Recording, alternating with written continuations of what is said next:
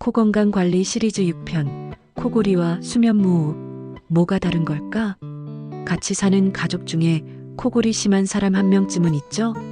어젯밤에도 우르릉 쾅쾅 천둥치는 듯한 코골이 소리 때문에 잠을 설치셨나요? 그런데요, 살이 찌면 코골이가 심해진다고 하잖아요.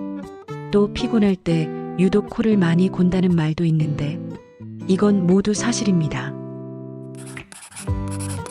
첫째, 코골이는 소음, 수면무호흡은 산소 문제예요. 코나 목젖 주변의 길이 좁아지면 공기가 진동하면서 드르렁 소리가 납니다. 살이 찌면 이 부위 지방이 늘어나고 피곤하면 근육이 풀리니까 공기 통로가 더 좁아져 코골이가 심해지는 거예요.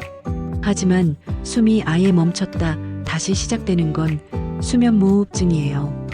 이건 단순한 소음이 아니라 심장과 뇌에 직접적인 스트레스를 주는 의학적 질환입니다. 둘째, 확인하는 방법은 생각보다 간단합니다.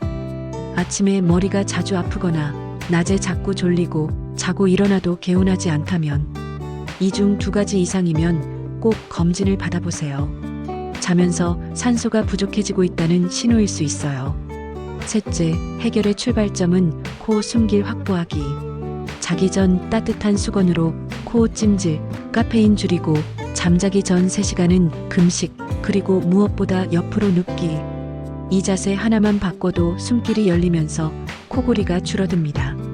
자는 시간은 같아도 숨의 질이 다르면 다음 날이 달라집니다.